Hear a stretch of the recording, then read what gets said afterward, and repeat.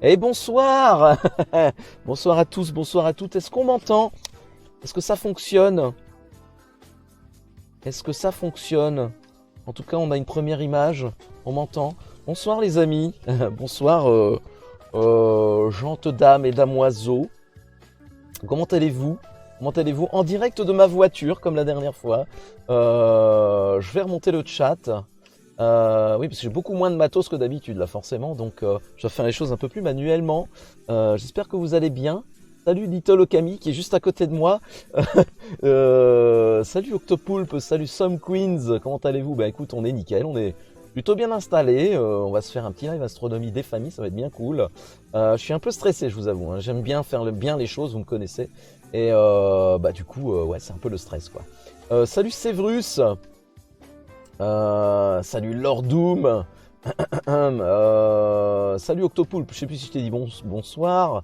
Je descends le chat. Ça va, Jasquier, pas trop froid? Non, pour l'instant ça va. Bon, je te dirai ça dans 2-3 heures. Ce sera probablement pas la même chose.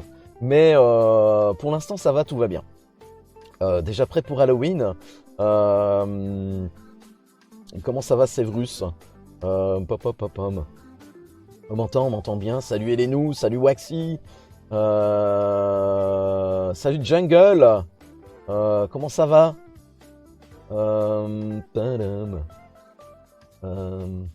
Alors attendez, je redescends le chat, ça y est, j'ai dit... Alors si j'ai oublié quelqu'un, ne m'en veuillez pas, mon chat est tout petit, parce qu'on est sur le PC portable, forcément, puisque dans la voiture, mon chat est tout petit mini, donc c'est compliqué pour lire tout le monde. T'en fais pas besoin de stresser, tu vas gérer. Je vais gérer. Je vais gérer, c'est sûr, mais... Ah, il y a Octopoulpe qui te demande de dire bonjour. Je veux dire bonjour? Vas-y. Ok. Donc voilà les amis, ça y est, deuxième édition de ce live astronomie. On est posé, on est bien mis. Ce soir au programme, on va parler de deux objets du ciel profond, deux nébuleuses, puisqu'on a parlé pas mal de nébuleuses la dernière fois. Vous me demandiez de voir d'autres nébuleuses, autre chose que des galaxies. Donc j'ai choisi deux nébuleuses plutôt colorées, avec pas mal de choses à dire. Alors attendez, Pépon, oui, bah pourquoi pas le Pépon, pourquoi pas, non pas du tout en fait. Ça va et toi, un peu fatigué ce matin, on a dû courir partout pour finaliser la trésorerie, mais c'est fait. Nice, ah bah c'est cool. J'espère que tout va bien et que tu es posé, et que tu vas pouvoir regarder ce live tranquillement, chilou bilou. On devrait tenter le setup PC gaming complet dans la voiture. Ah oui, alors déjà comme ça c'est pas simple, mais bon. Il y a une belle lune, ouais, une pleine lune, c'est vrai, c'est la pleine lune, c'est un peu dommage, parce que plus la lune est grosse, plus il y a de la pollution lumineuse, forcément, parce que plus elle éclaire l'environnement, et c'est un peu embêtant, c'est juste un peu dommage, disons, parce que on n'aura pas les images au top du top, mais bon, on va pas se plaindre, on a eu tellement de mal à pouvoir se mettre un créneau pour pouvoir faire ce live astronomie. Vous savez que ça fait des mois qu'on en parle, des mois qu'on dit allez, on va bientôt en faire un, et oui, donc on va pas trop se plaindre, on n'a pas de nuages, on n'a pas de pluie, donc on peut le faire. Donc voilà, on est déjà bien content, même si c'est la pleine lune, on va faire avec, ça va aller, on va gérer. Vous savez que voilà, demain on va streamer aussi, demain Ghost Exorcism, les amis, de 20h à minuit. Voilà pour le planning, c'est très vite fait. Je pense qu'on va pouvoir commencer tout doucement, mais cette musique est un peu trop, elle est pas assez chill là. Qu'est-ce qui se passe? C'était plus chill la dernière fois, le chill jazz là. Voilà, je sais pas trop. Écoutez, je vais laisser ça, on verra bien. J'ai sorti la grand voile. Mais non, en fait, attendez. Y a rien de plus cool que ça? Plus chill encore que ça? C'est un peu brésilien. Bon, écoutez, on va laisser, on verra bien. Pourquoi il n'y a plus beaucoup de trucs avec les points, Jasquier? Ben, c'est normal. C'est parce qu'on n'est pas sur un live normal. On est sur un live astronomie. Donc forcément, J'ai pas trop envie qu'il y ait des alertes tout le temps qui pop, des sons abracadabrantesques comme on les aime bien d'habitude. Mais là, c'est un peu plus, voilà, on essaye de profiter des images, on essaye de profiter de mes explications, parce que j'ai un tas de choses à vous expliquer sur ce qu'on va regarder. Et du coup, pour le coup, c'est honteux. Peut-être que c'est honteux, mais c'est comme ça. Salut Blanc de Poulet, salut Ilaroc. Et du coup, voilà quoi. J'essaye de faire en sorte que le stream se passe de la façon la plus chill possible pour que tout le monde puisse comprendre les explications que j'ai à donner. Voilà quoi. Voilà. C'est comme si un peu vous étiez au cinéma, vous regardez un truc qui vous intéresse, ou même à la maison, vous regardez un documentaire qui vous intéresse. Je pense que vous n'avez pas trop envie que tout le temps y a un gamin qui pop et qui vous gueule dans les oreilles et qui parle de son anus, quoi, par exemple, comme on aime bien le faire ici. Voilà, donc j'ai préféré éliminer ça. Comme ça, on est chill, on est bien, on est posé et on profite des étoiles et de ce que j'ai à vous montrer, c'est-à-dire, je le disais tout à l'heure, deux nébuleuses. Exactement, cette circonstance, vers l'infini et au-delà. Donc deux nébuleuses. La nébuleuse de la Lyre, M57 dans le catalogue Messier, et qu'on appelle aussi la nébuleuse de l'Anneau, et une autre nébuleuse, donc ce sont deux nébuleuses planétaires, hein, une autre nébuleuse qu'on appelle la nébuleuse de l'Alter, hein, la Dumble Nebula en anglais. Vous allez voir, ça va être plein de couleurs. Salut Led, comment tu vas? Salut petit brocoli. T'as changé de décor? Bah oui, parce qu'on est en live astronomie, vois-tu. Donc j'ai fait un petit décor de circonstance, tu vois. Normal. Là, je suis dans ma voiture, par exemple, hein, tu vois. Je suis dans ma voiture et Little Okami est juste à côté de moi. Je stream à partir de ma voiture. Ouais, voilà. Bah oui, c'est vrai. Bah oui. T'avais oublié qu'on était en live astronomie? T'avais oublié. Bah du coup, tu dois être ravi d'être retombé sur le live à ce moment-ci, quoi. Le pire que j'ai vécu, une meuf qui gueulait au téléphone derrière moi au ciné pendant un film d'horreur. Bah voilà, c'est ce que je disais en fait, on a juste envie de profiter quoi. Pas trop froid. Pour l'instant ça va, Blond Poulet, pour l'instant ça va. Je te dirai ça dans 2-3 heures. Pour l'instant ça va. J'ai mis ma petite doudoune, j'ai mon petit pull, je vais dire, pour l'instant ça va. J'ai déjà plein de buées. Alors attendez, je vais frotter un peu parce que j'aime quand même bien avoir le télescope en visu, même s'il fait noir et que je vois pas grand chose. Au moins, je le vois à peu près et je préfère, on sait jamais ce qui peut arriver. J'avais oublié, je suis perturbé. Comment ça t'est perturbé? Ça te perturbe à ce point-là? Adorable ce décor, perso, j'adore. Bah écoute, ouais, j'ai essayé de, voilà quoi, vous apporter une ambiance. Ah, par contre, il y a un problème avec le chat. Bon, ah bah écoutez, je vais régler ça tout de suite parce que j'aime pas. Hein. Salut Emilios, comment tu vas? Il y a un problème avec le chat. Alors attendez. Et après, on va pointer le premier objet de ce soir. La boîte de chat, elle est là. On va redimensionner tout ça, parce que ça ne va pas du tout. Comme ça. Et du coup, attendez. Je pense que comme ça, c'est bien. Voilà, comme ça, c'est bien. Voilà. Paf. Comme ça rentre dans le cadre. Très bien. Alors...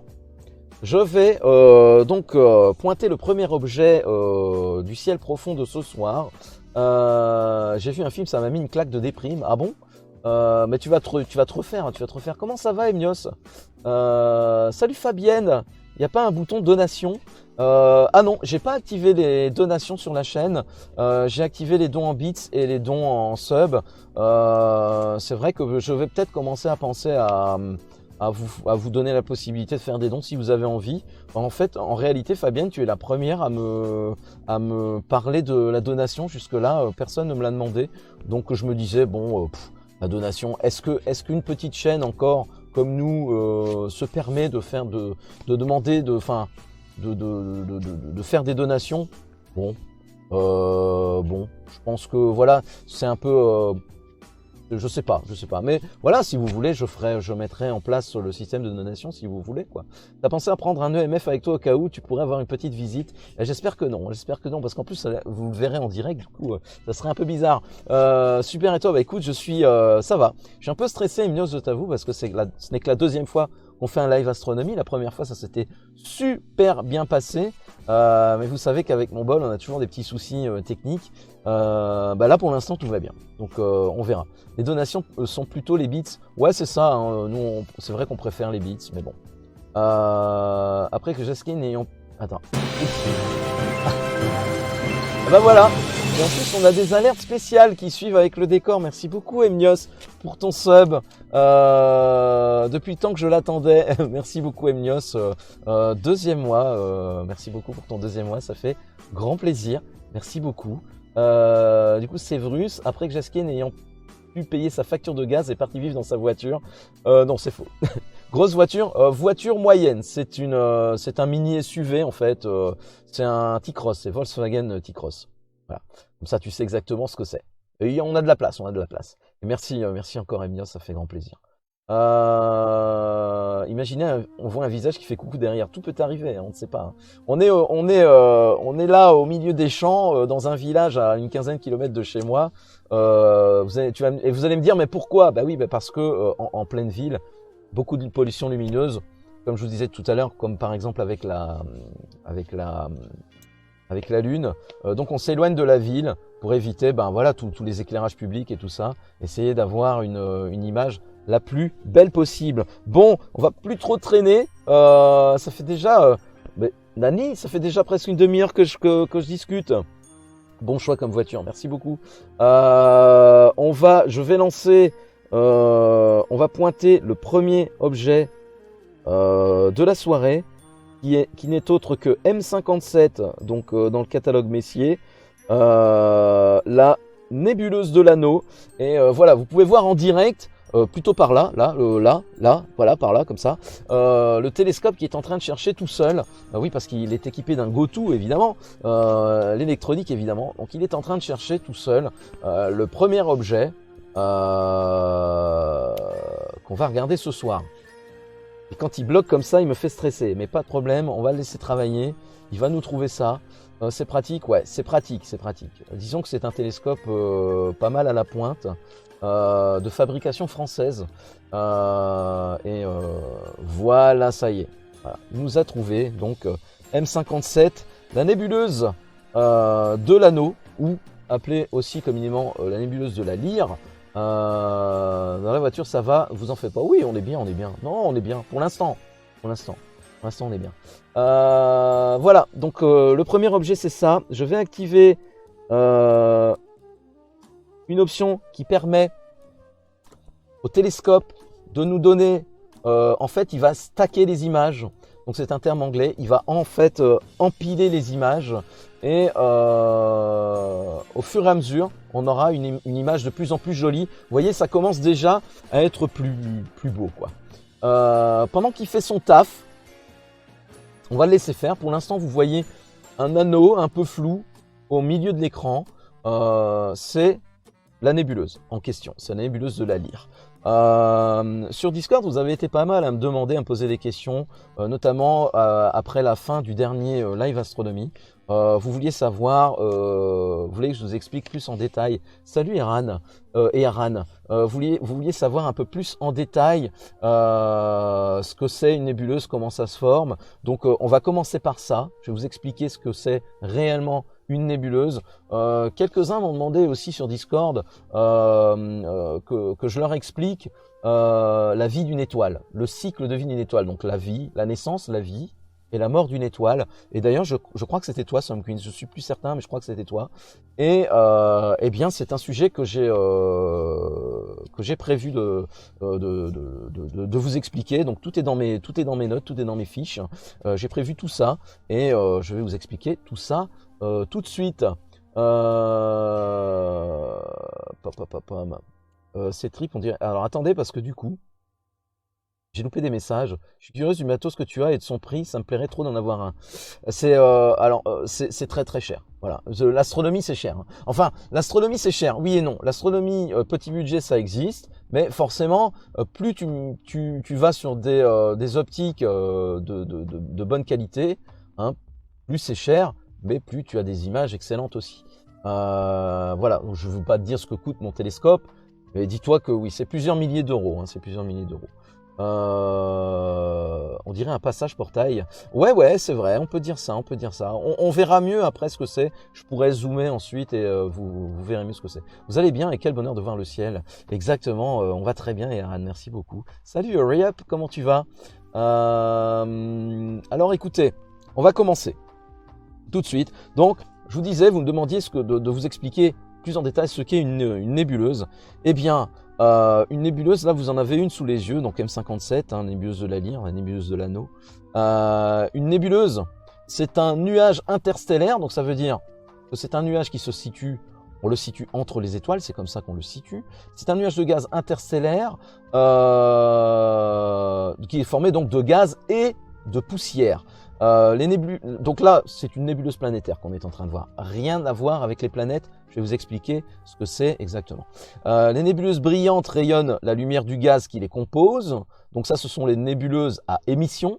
Hein, il y a plusieurs types de nébuleuses. Et vous avez les nébuleuses qui reflètent la lumière des étoiles également.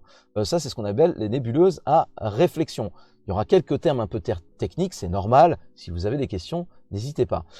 Par contre, je suis un peu tenu par le temps parce que les batteries que j'ai emmenées avec moi sont pas éternelles. Donc, je peux pas faire un live de 5 heures non plus. Donc, comprendrez que je ne peux pas répondre à toutes vos questions. Si vraiment vous tenez à ce que je réponde à vos questions, mettez-les sur Discord. Et lors du prochain live, j'y réponds. Pourquoi pas? C'est un peu ce qu'on fait. C'est un peu ce qu'on fait maintenant, quoi. Donc il y a des nébuleuses qui rayonnent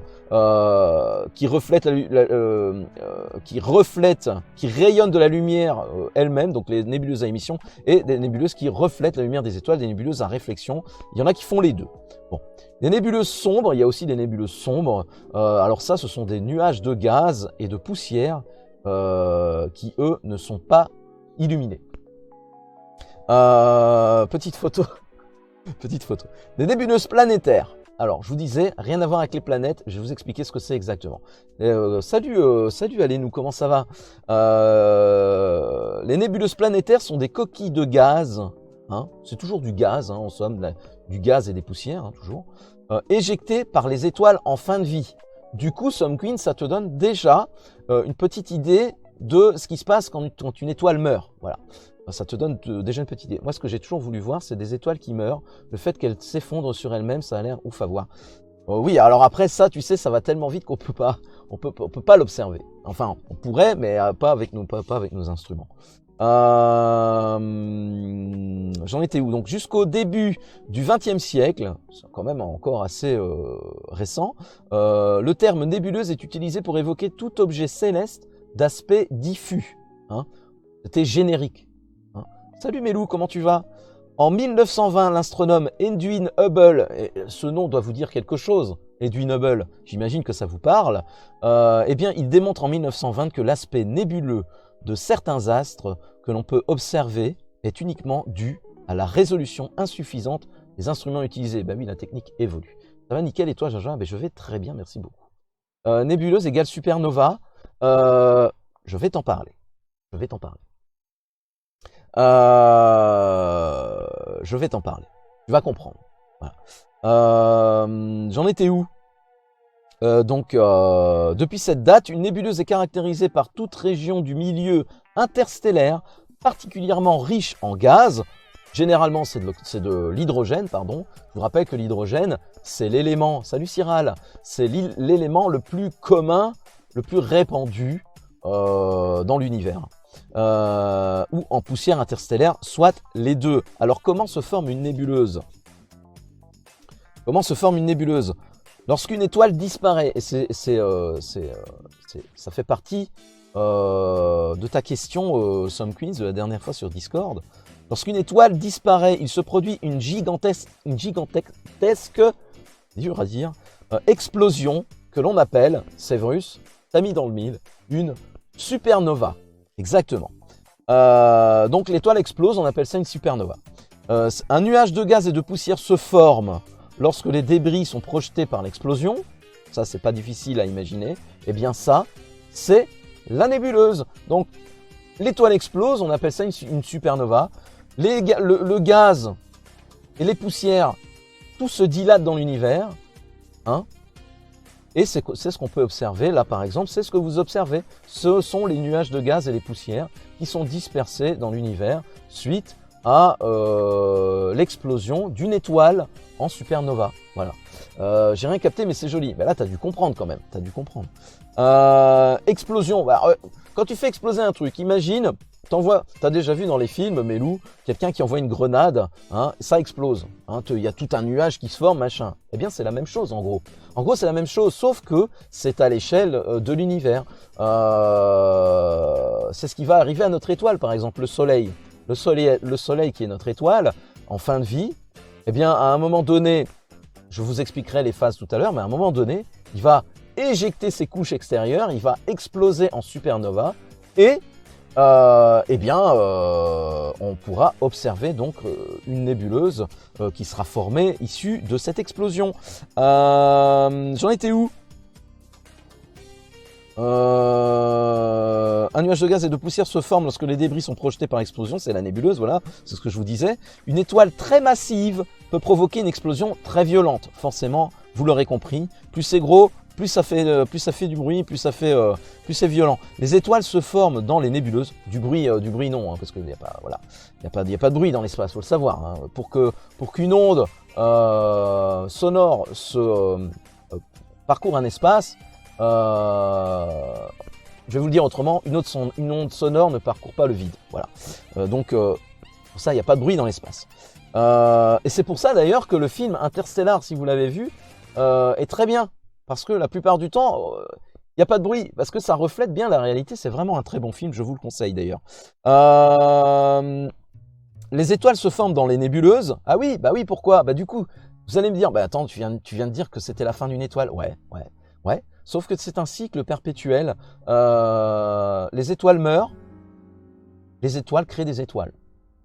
Les étoiles meurent, créent des nébuleuses, les nébuleuses créent des étoiles. C'est presque poétique. C'est presque poétique. C'est poétique même, je pense qu'on peut le dire.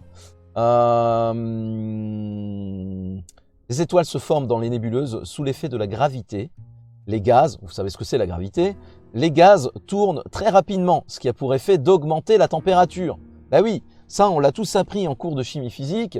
Frottez-vous les mains très fort, vous allez voir que il va s'en dégager de la chaleur, vous allez produire de la chaleur. En fait, c'est le mouvement, c'est la friction de vos mains l'une contre l'autre qui produit de la chaleur. Et bien là, c'est la même chose. Les gaz qui tournent rapidement provoquent une friction et donc ça a pour effet d'augmenter la chaleur au sein de la nébuleuse. Ensuite, lorsque la chaleur devient plus intense, une réaction nucléaire se produit, lorsqu'elle est vraiment très très intense, et la boule de gaz se transforme en étoile et à ce moment-là, elle brille d'elle-même. C'est la naissance d'une étoile. J'y reviendrai après un peu plus en détail. Certaines poussières et particules lourdes peuvent rester autour de l'étoile. Ce sont les restes de la nébuleuse. Ce petit nuage a la possibilité de former plusieurs boules, plusieurs étoiles, plus petites et froides, plusieurs étoiles ou plusieurs autres choses. Donc des boules par exemple plus petites et froides qui tourneront autour d'une autre étoile et qui seront de futures planètes naines, de futures comètes, astéroïdes et satellites. Les naines blanches, les naines blanches, c'est autre chose, c'est Vrus. Les naines blanches, tu obtiens une naine blanche. Par exemple, notre Soleil va finir en naine blanche. Voilà, ça c'est vraiment la fin. C'est la fin. La fin d'une étoile. La fin d'une étoile, je dois aller plus loin dans l'explication. La fin d'une étoile qui a une masse équivalente à notre Soleil, d'abord se dilate en géante rouge, expulse ensuite ces gaz et les poussières alentour, créant une nébuleuse. Et ensuite, notre Soleil, ce qui va se passer, il va se rétracter d'un coup, très très très rapidement, et va se refroidir, et va devenir, à ce moment-là, une naine blanche. Mais les naines blanches ne naissent pas en tant que telles dans les nébuleuses. Les naines blanches sont le résultat d'un schéma possible de la mort d'une étoile. Voilà. T'as vraiment l'air d'un prof en vrai. Eh ben écoute, j'espère, c'est gentil, je le prends très bien, mais j'espère surtout que j'arrive à vous faire comprendre les choses, parce que parfois, moi je me souviens en cours, naine égale bébé étoile, non pas du tout, pas du tout. J'y reviendrai. Une naine blanche, c'est vraiment C'est une étoile morte, une naine blanche. Donc on peut pas, c'est plus une étoile, c'est plus une étoile. Du coup, j'expliquerai ça plus en détail après Some Quiz, ne t'inquiète pas. Bon, j'espère que c'est assez clair. J'espère que c'est pas trop soporifique. Sinon, vous me dites. Hein. Sinon, vous me dites. Donc, ce que vous voyez là, c'est la Lyre. Hein. C'est une nébuleuse planétaire. Qu'est-ce qu'une nébuleuse planétaire? Eh bien, les nébuleuses planétaires n'ont pas de rapport, comme je vous le disais tout à l'heure en début de live, avec les planètes. Aucun. Il s'agit d'un objet astronomique en forme de disque. On peut le voir. Je peux essayer de zoomer un peu maintenant. Voilà, on la voit un peu mieux là maintenant. Vous voyez un peu mieux la nébuleuse de la Lyre, M57 dans le catalogue Messier. Donc elles n'ont rien à voir avec les planètes. Il s'agit d'un objet astronomique en forme de disque et à l'aspect nébuleux. Quand on l'observe à basse résolution dans un petit télescope. Là, c'est un peu mieux que nébuleux quand même. Hein. C'est un peu mieux que voilà. Pas un petit télescope que j'ai non plus. Donc la résolution commence à être sympa, quoi. C'est du miel pour les oreilles, j'ai une érection. Oh bah écoute, ça me fait grave plaisir. Merci beaucoup. Une nébuleuse planétaire ressemble à une planète et c'est la raison pour laquelle elle porte ce nom. Elle ressemble, mais elles n'ont rien à voir. Le terme planétaire a été introduit en 1785 par William Herschel. Si vous avez fait de la physique à l'école, ce nom vous dit quelque chose. Le nom est maintenu pour conserver l'uniformité historique, tout simplement. Un pépon auditif, ouais, tout ça. C'est tout à fait ça. Généralement, les nébuleuses planétaires sont invisibles à l'œil, puisque ces objets sont de faible brillance. Voilà. Et nous, on arrive à la capter, et ça, c'est cool. Souvent, les nébuleuses planétaires sont très colorées, et leurs images sont spectaculaires. Il y a d'autres choses plus spectaculaires à voir, comme genre de nébuleuse, mais une chose à la fois. Il y aura d'autres nébuleuses, je pense par exemple à la nébuleuse d'Orion, qui est vraiment ma préférée, celle-là, elle est superbe. Un peu plus tard dans l'hiver, si on a l'occasion de refaire un live astronomie. Attendez, parce que je vois plus mon télescope. Ah si, c'est bon. Si on a l'occasion de refaire un live astronomie cet hiver, je vous emmènerai voir la nébuleuse d'Orion. Et là, vous avez, c'est un spectacle, quoi. C'est vraiment spectaculaire.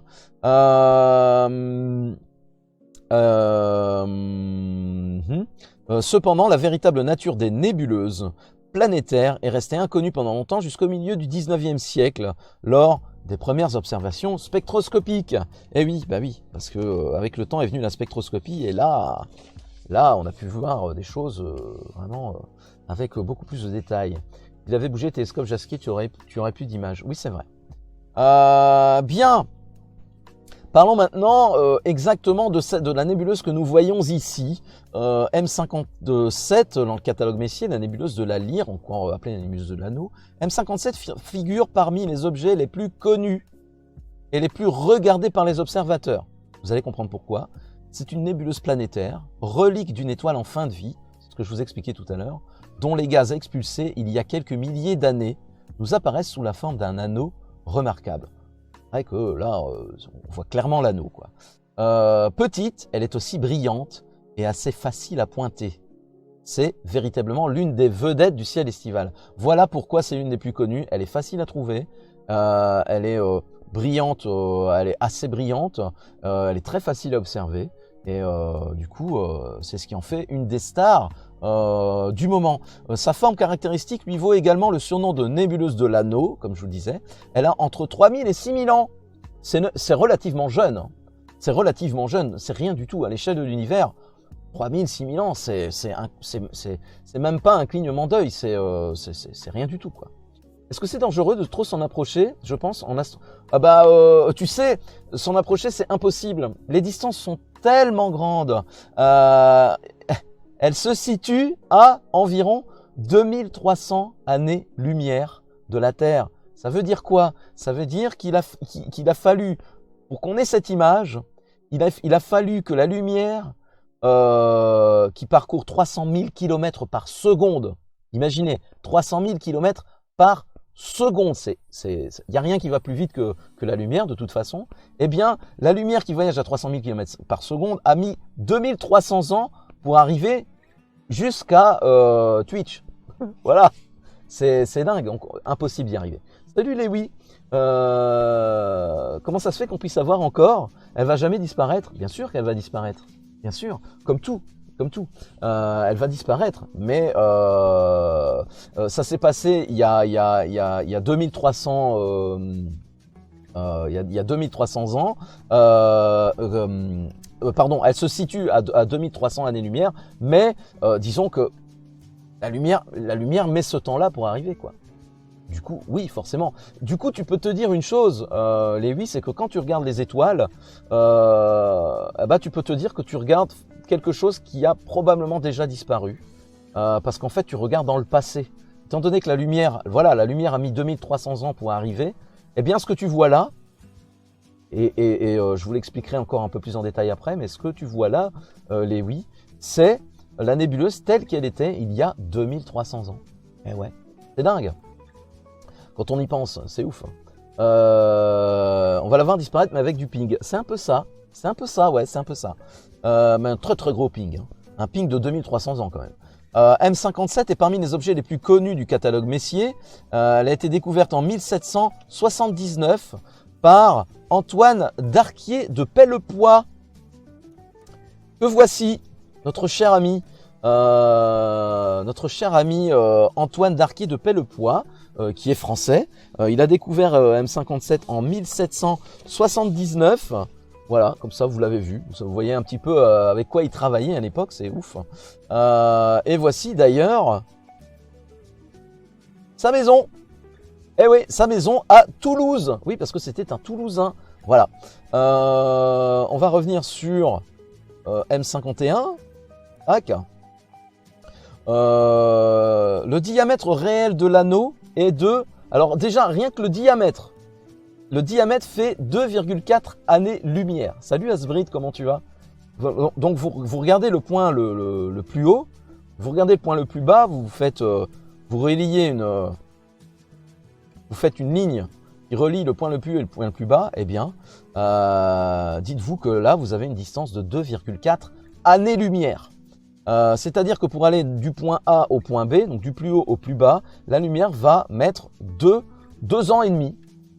Voilà, elle va mettre 2 ans et demi pour arriver d'un point à l'autre. Rien que ça, c'est ouf. La région la plus intérieure de l'anneau apparaît plus sombre, car elle émet surtout des rayons ultraviolets. Ça passe, mais avec ton live, ça va aller mieux. Mais ça, j'en suis persuadé. C'est toujours fascinant de se dire qu'on voit des choses avec un si gros temps de latence. Ouais, mais c'est ça. La teinte bleu-vert que vous voyez des régions centrales provient des raies interdites dues à l'oxygène doublement ionisé. Bon, terme un peu technique, mais bon, dites-vous que vers le bleu, c'est de l'oxygène. Dites-vous ça. Dans les régions extérieures de l'anneau, la couleur rouge, qu'on peut facilement voir, provient de la raie H-alpha de l'hydrogène. Dites-vous que c'est de l'hydrogène. Voilà. Et des raies interdites de l'azote ionisé à 654,8 et 658,3 nanomètres. Voilà. S'il y en a qui savent de quoi je parle, c'est cool. Sinon, c'est pas très grave, mais dites-vous que le rouge c'est de l'hydrogène et de l'azote, vers le bleu c'est plutôt de l'oxygène. L'étoile centrale, on peut juste la deviner. Merci beaucoup Brocox pour ton follow, tu régales, c'est super gentil. On peut juste la deviner, l'étoile centrale. Je sais pas si vous voyez, ben non, normalement vous voyez pas ma souris. L'étoile centrale, il y a un petit point comme ça, un petit peu flou juste au milieu. Rassurez-vous, quand je posterai les photos de ce qu'on voit, d'ailleurs je vais prendre une petite photo. Look. Quand je posterai les photos de ce qu'on voit sur Discord, je vais les retravailler avec des logiciels de retouche photo et vous verrez que on verra encore beaucoup plus de choses, ce sera encore beaucoup plus joli. Donc l'étoile centrale est une naine blanche, que je vous disais tout à l'heure, c'est comme ça que va finir notre soleil aussi, un peu plus massive que le soleil, c'est une étoile très chaude, puisque sa température atteint les 100 000 degrés Kelvin, à savoir que 100 000 degrés Kelvin, imaginez-vous, la température de surface de notre Soleil est de 5778 degrés Kelvin. Là, on est à 100 000, quoi. Voilà. Autant pas y mettre un doigt, hein, je vous le dis. Merci, content d'être là. Je suis très content que tu sois là, moi aussi, effectivement. J'espère que tu vas bien. J'espère que tu vas profiter des belles images que je peux vous envoyer. Parce que ce que tu vois là, cher Brocox, ce ne sont pas des images d'internet. C'est mon télescope qui diffuse en direct l'image sur Twitch. Tu verras, après ça va bouger un peu, on ira voir autre chose et tu verras. La nébuleuse de la Lyre a été... Et là je suis dans ma voiture par exemple. La nébuleuse de la Lyre, donc elle, a été décrite pour la première fois par l'astronome Antoine Darquier de Pellepoix, que je vous ai montré tout à l'heure, que je peux vous remontrer tout de suite. Voilà, c'est lui, à l'observatoire de Jolimont. C'est qui? C'est Séverus qui est par là? Ou c'est Cyral? Je ne sais pas. Alors si vous êtes de Toulouse, vous connaissez peut-être, je ne sais pas, est-ce qu'il existe toujours cet observatoire? L'observatoire de Jolimont, en 1779, elle a été observée de façon indépendante par Charles Messier, hein, le même mois. Voilà, le même mois. Charles Messier qui lui a fait un catalogue regroupant énormément d'objets du ciel profond, le catalogue Messier, et c'est pour ça que par exemple la nébuleuse de la Lyre que vous voyez a été cataloguée en M57 par Messier. Voilà. Je suis pas sûr, mais je crois. Oui, bah, c'est possible, hein, c'est possible. Ah, tu sais pas, Cyral, bah écoute, on ira se renseigner, on ira voir. Alors, je vous avais dit que je vous expliquerai. Merci beaucoup Fabienne. Merci beaucoup Fabienne pour tes 100 bits. Ouais, attendez parce que j'ai un bug. Voilà. Merci beaucoup pour tes 100 bits, ça fait vraiment plaisir. Merci pour le soutien. Je vous avais dit que je vous expliquerai comment faire pour que vous puissiez trouver vous-même les objets qu'on est en train de regarder et qu'on va regarder encore après. Avec des jumelles ou tout simplement à l'œil nu. Avec les jumelles, c'est quand même un peu mieux pour débuter. Hein.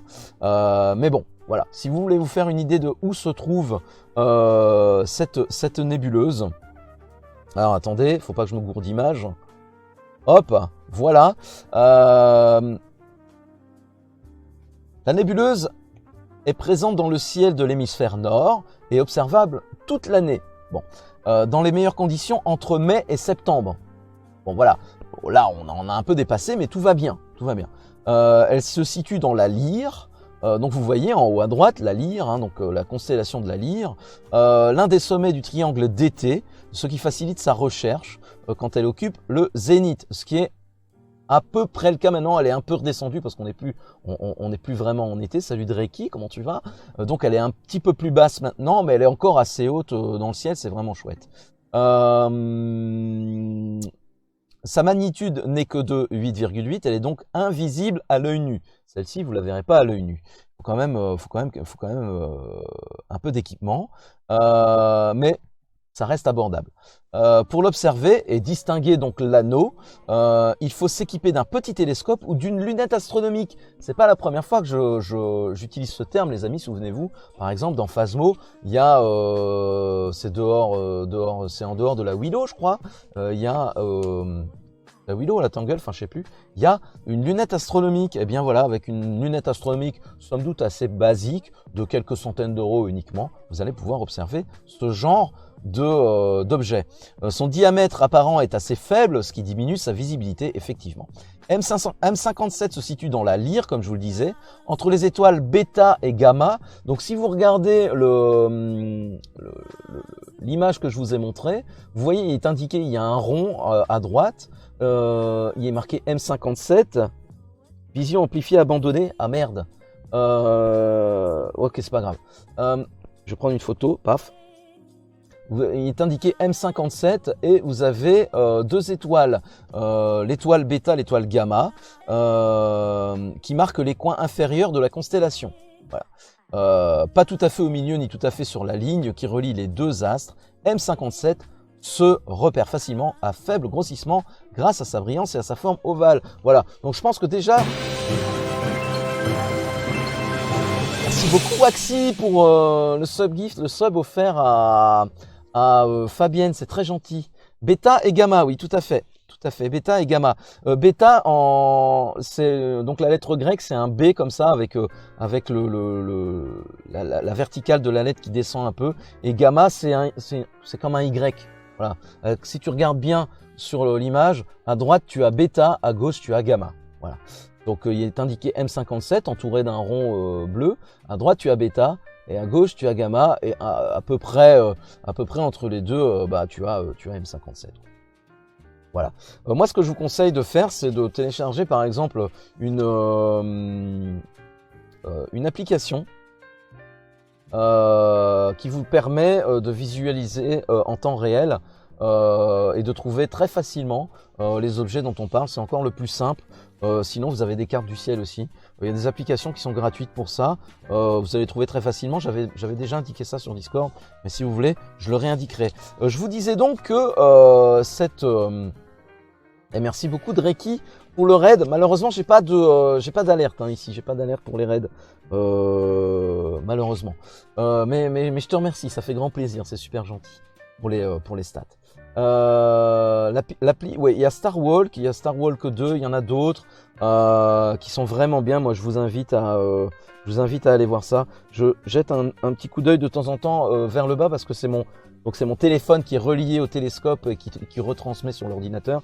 Et je vois que j'ai un petit bug avec le télescope, mais ça fait rien, ça va aller. Donc je vous disais, merci beaucoup Sévrus. Mais vous m'avez lancé un train de hype, les gars, sur un live astronomie. Allô? Le SO fonctionnera pas, non. Le SO fonctionnera pas. Non, c'est vraiment minimaliste parce que on est en extérieur. Il faut vraiment que je fasse le minimum, sinon mon forfait va exploser et je vais pouvoir faire un live de 20 minutes et puis c'est tout quoi. Le but c'est quand même de rester quelques heures. Vous m'avez lancé un train de live, c'est cool, merci les amis, c'est trop chouette, merci beaucoup Sévrus pour l'abonnement offert à Ariana Bluenola. Ok, oui je suis dans la voiture, Dreki, je suis dans la voiture, tout à fait. Merci Sévrus, c'est super gentil. Donc je vous disais que la lumière a mis 2300 ans pour partir de la nébuleuse et arriver jusqu'à nous. Donc, en fait, ce qu'on voit là, c'est la nébuleuse telle qu'elle était il y a 2300 ans. Eh bien, moi, je vous demande, il se passait quoi sur la Terre il y a 2300 ans? Quand l'image là, merci beaucoup Some Queens pour les 80 bits, c'est super gentil. Là, vous êtes des amours les gars, merci beaucoup. Donc, qu'est-ce qui se passait parce que là, ce qu'on voit, c'est la nébuleuse telle qu'elle était il y a 2300 ans. Logique. Qu'est-ce qui se passait sur la planète? On est en 2022, les amis. Il y a 2300 ans auparavant. Alors attendez, je vais prendre la petite image. Paf. Il y a 2300 ans, c'est-à-dire 78 ans avant la naissance du Christ. Eh ouais. On est déjà dans l'Antiquité.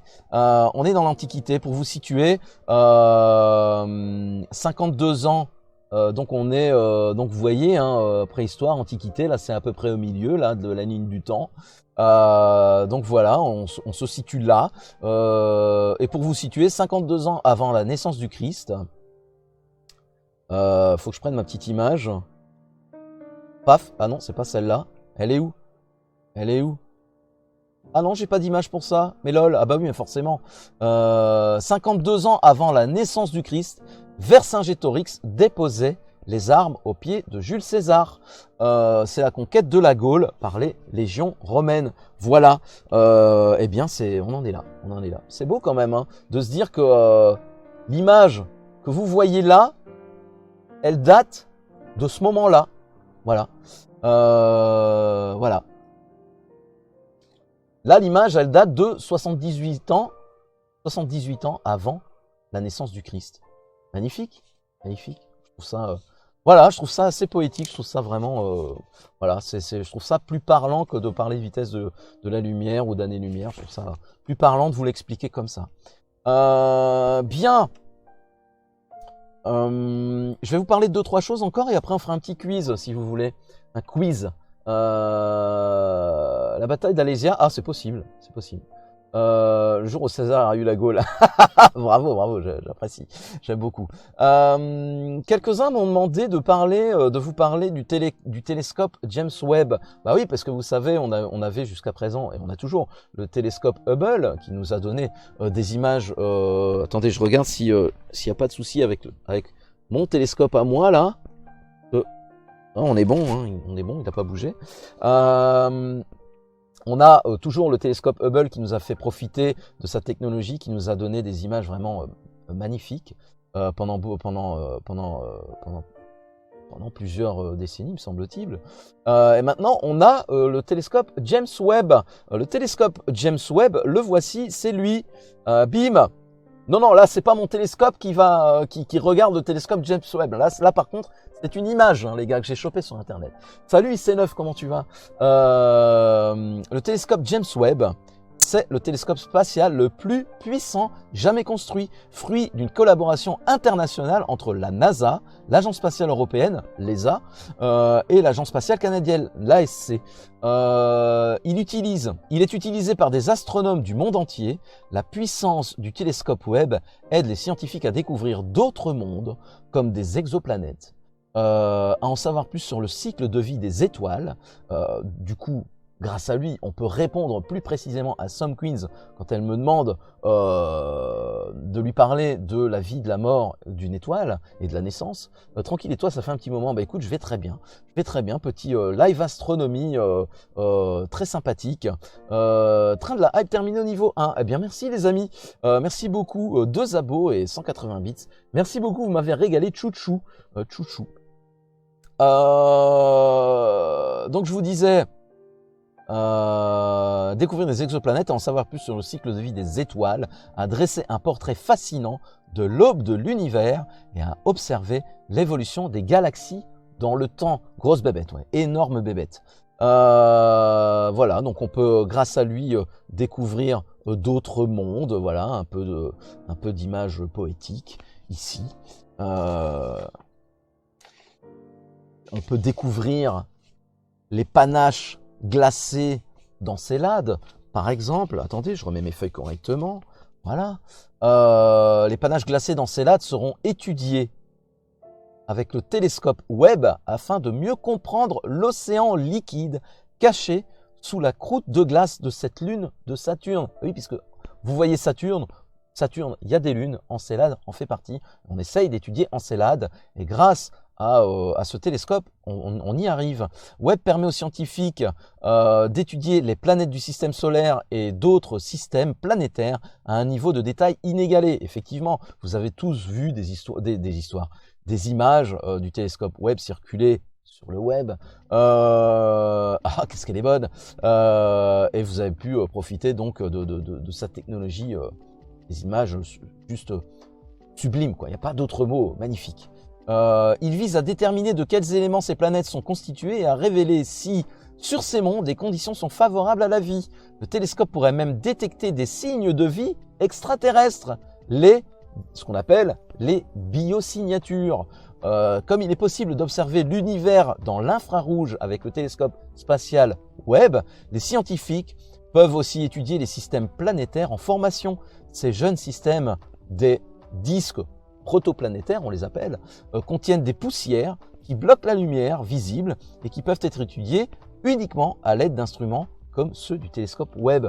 En gros, il nous permet de voir beaucoup plus de choses et plus précisément. Des engins spatiaux ont déjà permis d'explorer de nombreux astres du système solaire. Certains des objets les plus intrigants, particulièrement lorsqu'on cherche des formes de vie, sont les lunes de Jupiter, comme Europe, Saturne, comme Encelade. Saturne qui n'est pas une lune de Jupiter, hein. Vous avez compris quand même. Encelade est une lune de Saturne. Europe et Encelade sont toutes les deux des mondes océaniques fascinants. Leur épaisse croûte de glace cache un océan liquide qui rejette de la vapeur d'eau par des cryovolcans. Sur Titan, une autre lune de Saturne, de grands lacs de méthane sont visibles à la surface.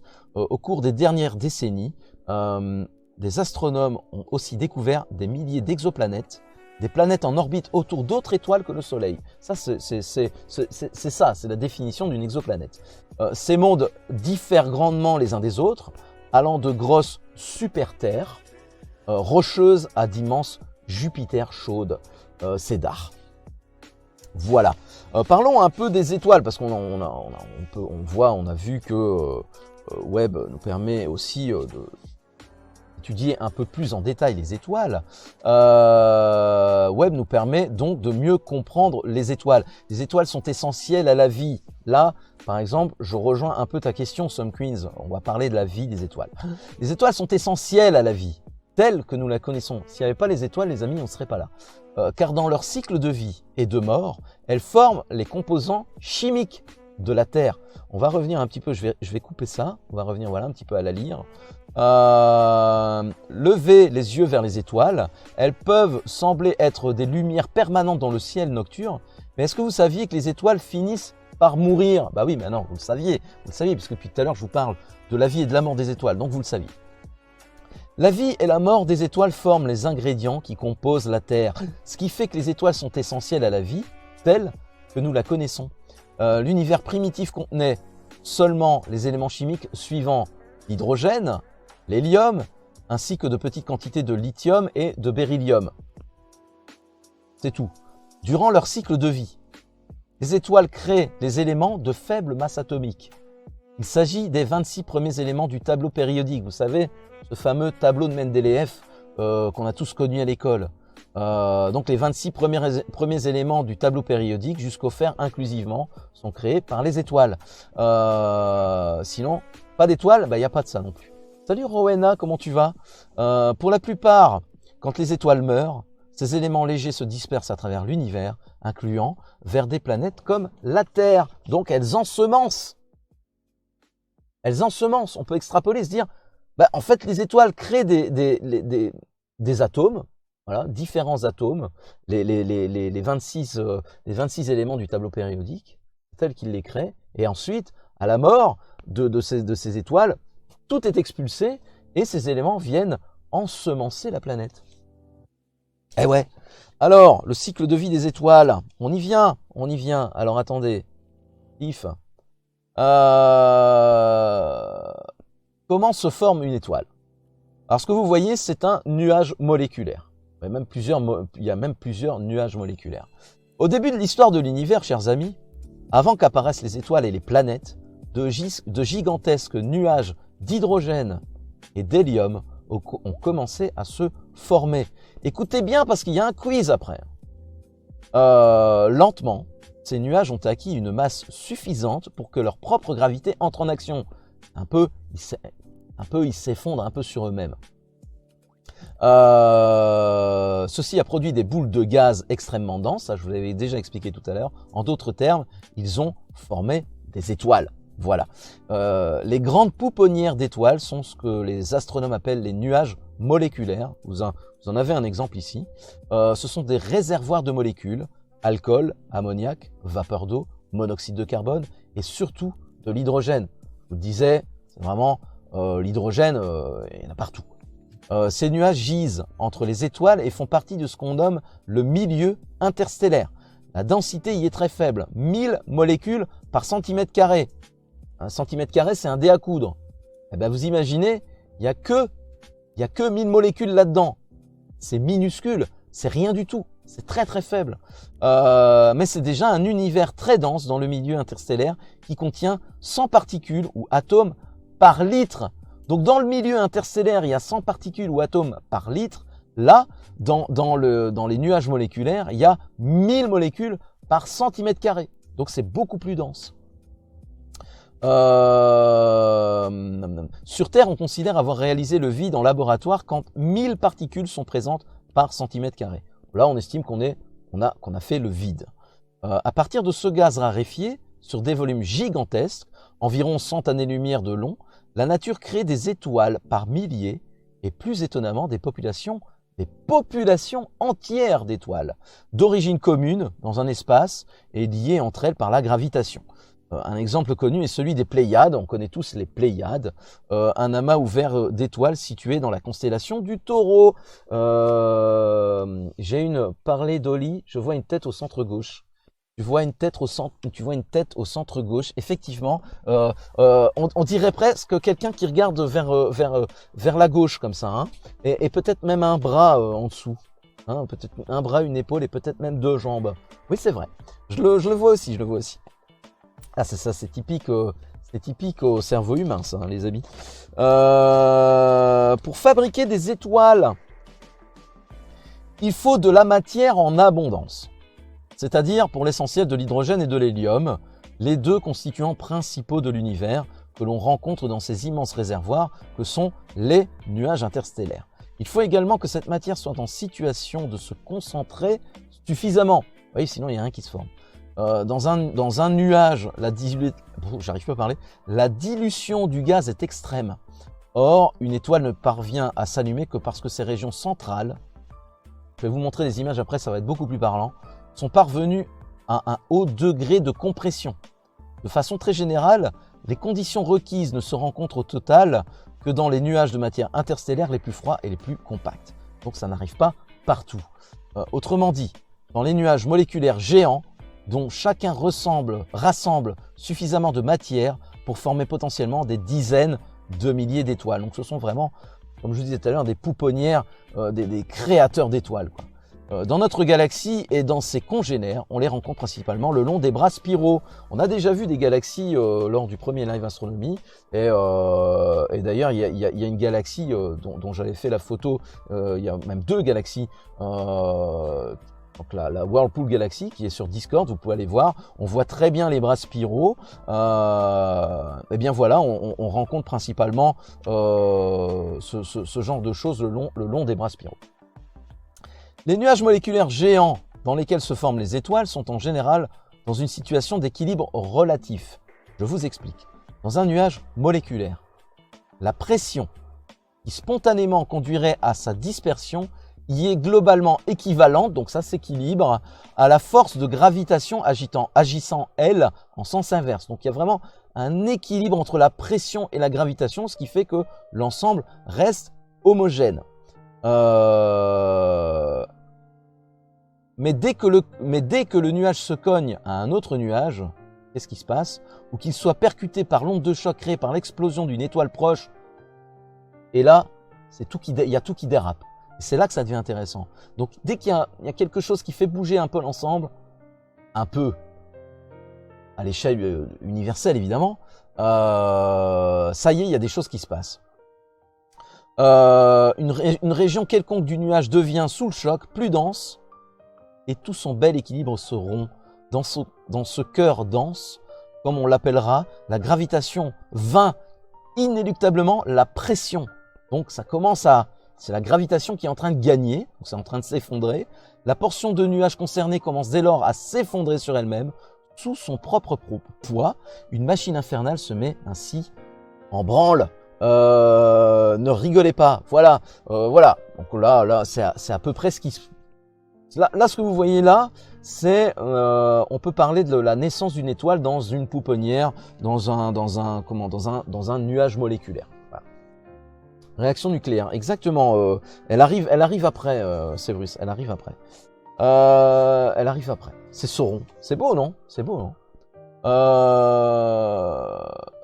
Alors, la route qui conduit de l'effondrement de ce cœur dense à l'allumage de la première étoile reste pourtant semée d'embûches. Il n'y a pas encore de réaction nucléaire. L'obstacle principal est constitué par une impérieuse loi de la physique, le principe de conservation du moment d'inertie. Ça va être un peu technique, mais il y a des images qui obligent tout corps en rotation, et là je vous mets une image. Donc, le principe de conservation du moment d'inertie qui oblige tout corps en rotation à ajuster sa vitesse à ses dimensions. Par exemple, vous avez déjà tous regardé une patineuse artistique ou un patineur artistique commencer à tourner avec les bras tendus, écartés et une jambe ou pas du tout en l'air comme on peut le voir sur la gauche. Ça tourne normalement. Et vous avez tous pu voir que quand la personne, le patineur, remet les bras vers le centre de gravité et sa jambe qui tourne elle-même aussi vers son centre de gravité, eh bien, elle tourne beaucoup plus vite tout d'un coup. Eh bien, ça s'appelle le principe de conservation du moment d'inertie. Vous avez tous déjà vu ça, j'en suis persuadé. Donc, exemple, la rotation d'un patineur artistique. Là, je vous lis le truc. Avez-vous déjà remarqué qu'un patineur sachant patiner joue de ses bras quand il tourne sur lui-même en l'air ou sur la glace? Ces effets de manche n'ont pas qu'une finalité artistique, esthétique. Le patineur applique en fait un principe physique qui lui permet d'un mouvement de bras d'augmenter considérablement sa vitesse de rotation et éventuellement sa note s'il ne se casse pas la figure juste après. Ouais. Pour se transformer en toupie humaine, le secret du patineur ne se trouve pas uniquement dans l'action de ses patins. C'est vraiment la physique qui agit. Le patineur ramène ses bras sur son torse au début de sa rotation et les écarte à nouveau pour freiner son mouvement. En modifiant la position de ses bras, le patineur modifie ce qu'on appelle le moment d'inertie. Plus le moment d'inertie du patineur diminue, plus la vitesse de rotation augmente.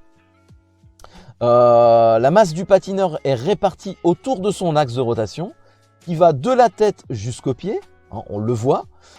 Plus le moment d'inertie du patineur diminue, oui ça je l'ai dit, donc de la tête jusqu'au pied, comme l'animal est articulé, la masse est distribuée à des distances plus ou moins importantes de cet axe.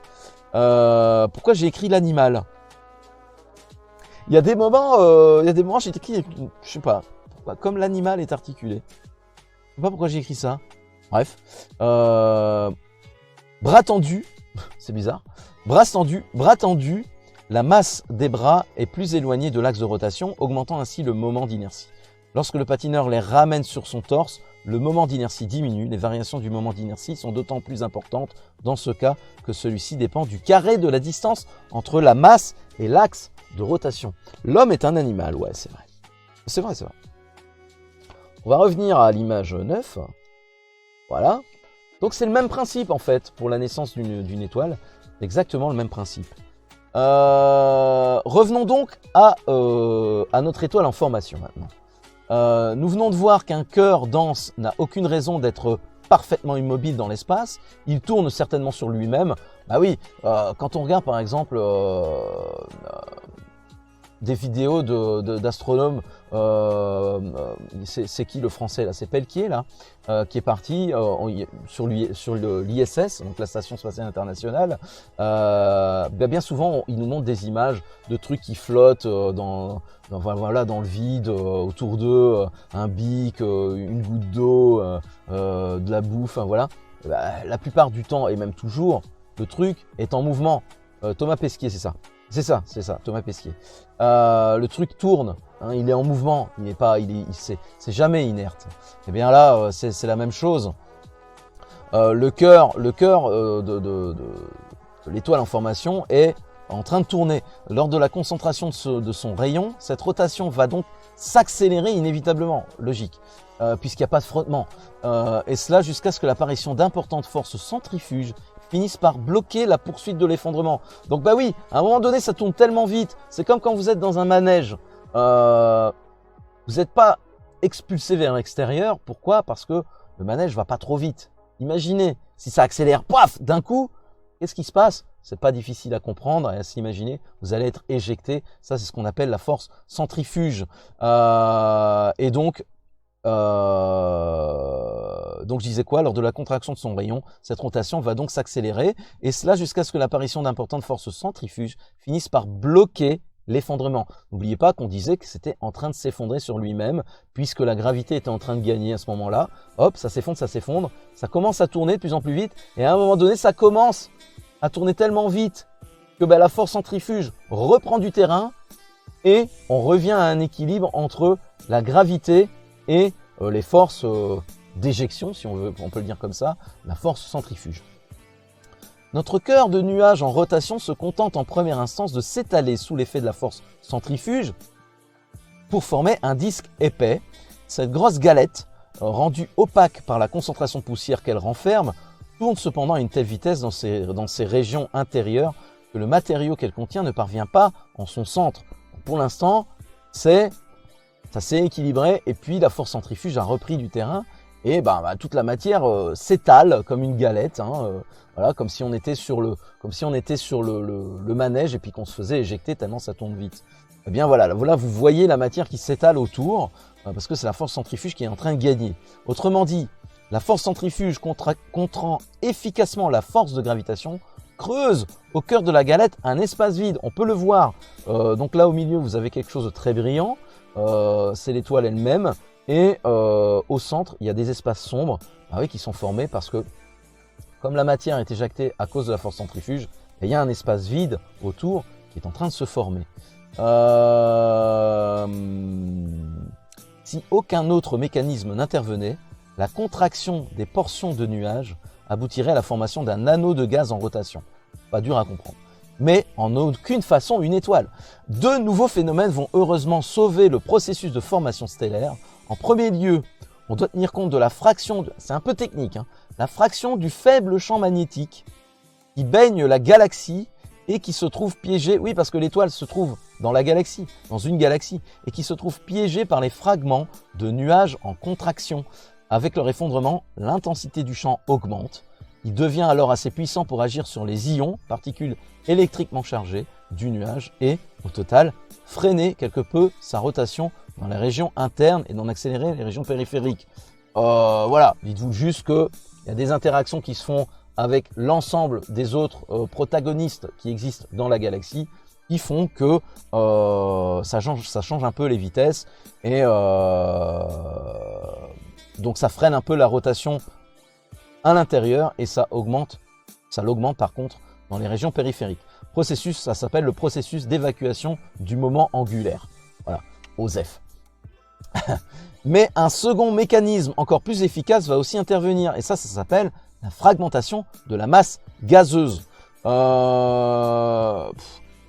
vais quand même vous le lire, mais c'est bon. Je vais quand même vous lire, mais c'est un peu technique. Le détail de la fragmentation des nuages protostellaires n'est pas encore parfaitement connu. Une possibilité est que l'anneau de gaz issu de l'effondrement tourne suffisamment vite pour éclater littéralement. Après tout, il n'y a aucune raison pour le supposer parfaitement homogène, c'est vrai. Il peut lui aussi contenir des régions un peu plus denses qui, à trop tourner, vont finir par vouloir vivre leur vie. À elles, bah oui, forcément. Elles vont donc se détacher, donc rotation, toujours la même chose, rotation, et à un moment donné c'est trop fort, elles se détachent. Chacun des fragments de l'anneau emporte alors sa part de moment angulaire, nécessairement plus faible que le moment angulaire initial. Donc, vous vous rappelez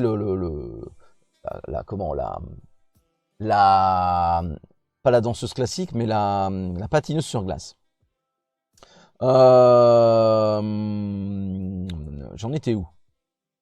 La force centrifuge finit par se révéler trop importante, une nouvelle fragmentation pourra encore avoir lieu, et ainsi de suite, jusqu'à ce que le moment angulaire des fragments résultants ne constitue plus un obstacle à leur condensation en étoiles. La succession des fragmentations rend bien alors compte de la naissance en groupe des étoiles, plusieurs étoiles qui se forment grâce à ce principe, semble-t-il aussi de l'abondance des étoiles doubles qui apparaissent davantage comme la règle. Et oui, parce qu'il faut savoir que dans l'univers, il y a beaucoup plus d'étoiles doubles que d'étoiles comme notre Soleil, qui est une étoile seule.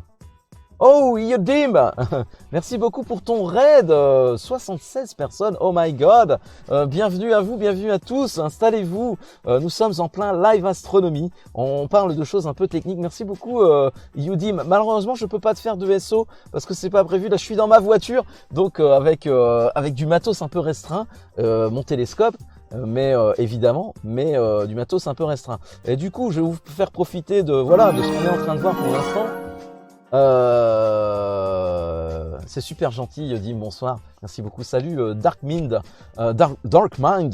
merci beaucoup pour ton follow, ça fait grave plaisir. Voilà, donc là on est en train de regarder la nébuleuse de la Lyre, tout simplement, donc là c'est l'image que tu peux voir dans mon télescope directement, ce n'est pas du tout une image d'internet. Et donc on termine cette explication, et après on va passer sur un autre objet.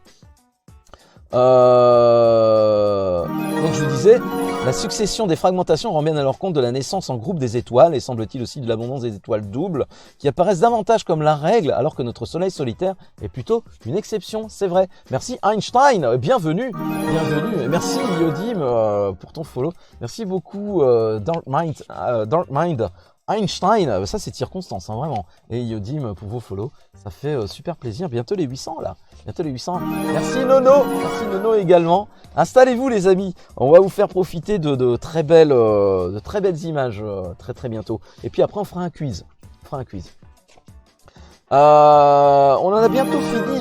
Merci Bougabaka, merci beaucoup pour ton follow, ça fait grave plaisir. Eh, attention, encore un, ça y est, on a 800. Alors, je vais peut-être faire une petite présentation rapidement. On fait pas que de l'astronomie ici. Merci Firesaid, et tu es donc le 800e. Le 800e, je pense, hein, ça y est. Hein, je crois que ça y est. Hein, je vais vérifier. Je crois que ça y est. Je pense que c'est bon. Le 800e follower. Merci beaucoup Firesaid. Merci Bougabaka. Donc là, pour l'instant, on est sur un live astronomie. Avec mon télescope, on fait pas que ça.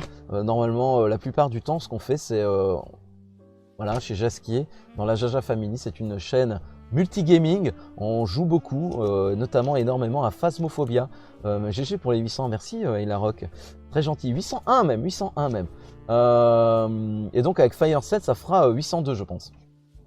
On joue énormément à Phasmophobia, je sais pas si vous connaissez ce jeu dans lequel il faut chasser des fantômes, découvrir les fantômes, on adore ça. On fait des défis sur Phasmo, on fait plein de trucs. On adore les jeux d'horreur également. Donc on fait énormément de jeux d'horreur. De temps en temps on fait des jeux un peu plus colorés, comme ce jeu avec le chat, là j'ai oublié le nom. J'ai oublié le nom de ce jeu. Voilà, du Fall Guys, ce genre de choses avec la commu, ça nous arrive aussi. Du Gartic Phone aussi, parce qu'on a beaucoup de dessinateurs chez nous.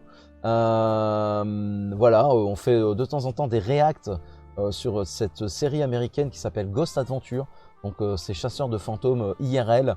On adore ça, on fait du react là-dessus. Stray, ouais c'est ça, Stray, le jeu avec le chat, c'est ça, ouais. Merci Severus. Et voilà, qu'est-ce qu'on fait d'autre? Des ouvertures de boosters de cartes Pokémon aussi, ça nous arrive, la série Astre Radieux. Et évidemment, bah voilà, les live astronomie, ça fait partie de la chaîne aussi, voilà. Donc bienvenue à tous. J'espère que vous allez tous bien, que vous vous installez et que puis que vous allez profiter comme il se doit de ce petit live astronomie. Alors, on continue avec ces fameuses étoiles, la fameuse formation. La naissance des étoiles. Pour l'instant, je lis beaucoup, c'est normal. Hein. J'ai préparé tout ça, c'est tout à fait normal. Ça, c'est très long à préparer d'ailleurs. Merci Asbrid, c'est super gentil. Une étoile qui devient ainsi visible. Alors, je vais remettre du coup la petite, voilà, petite image, voilà, bim. Une étoile qui devient ainsi visible correspond à ce que les astronomes appellent la phase T-Tauri. La contraction du gaz reste encore la seule source d'énergie. Pour l'instant. Attendez, parce que j'ai un bug. Voilà. Une T-Tauri est un objet encore très instable. Il connaît des crises, des variations soudaines d'éclat, mais inéluctablement, il va s'assagir. Peu à peu, le compromis entre la gravitation, donc ce qui l'a fait s'effondrer sur elle-même, et le niveau de compression du gaz susceptible d'en contrer l'action est bien trouvé. Un équilibre qui se forme, je vous le disais. Dès que la contraction du gaz cesse, il n'y a plus de production d'énergie à partir du phénomène pompe à vélo. Bah oui, vous connaissez ce phénomène. Quand vous poussez sur une pompe à vélo, là, si vous poussez assez fort et assez rapidement, la compression, les frottements, tout ça, ça crée de la chaleur. La compression d'un gaz crée de la chaleur. Et bien là, c'est la même chose. Faut que je retrouve ma ligne. Le phénomène pompe à vélo. Et là, l'étoile commencerait maintenant à se refroidir ensuite et à s'éteindre si une nouvelle source d'énergie n'avait pris le relais entre-temps dans les tréfonds de l'étoile. Ça s'appelle la fusion thermonucléaire des noyaux d'hydrogène. Tu t'y donnes à fond, c'est beau à voir en tout cas, un vrai passionné. Ah oui, moi j'adore. J'essaye de vous communiquer ça le mieux possible. J'espère que ça vous plaît. Donc la fusion thermonucléaire des noyaux d'hydrogène. Après cela, l'étoile pourra couler des jours tranquilles sur la séquence principal. Là, l'étoile est née. La fusion nucléaire est un processus par lequel les noyaux de 2 éléments ou plus se combinent pour former les noyaux d'éléments plus lourds. Ah oui, c'est ce que je vous disais. C'est un peu le boulot des étoiles, hein, nous créer tous les éléments du tableau périodique. Et les ensemencer ensuite à la mort de l'étoile pour venir par exemple sur notre belle planète et pouvoir ainsi créer la vie telle que nous la connaissons. La fusion nucléaire libère également de l'énergie. Dans le cœur d'une étoile nouvellement née, les noyaux d'hydrogène commencent à fusionner pour former de l'hélium, éventuellement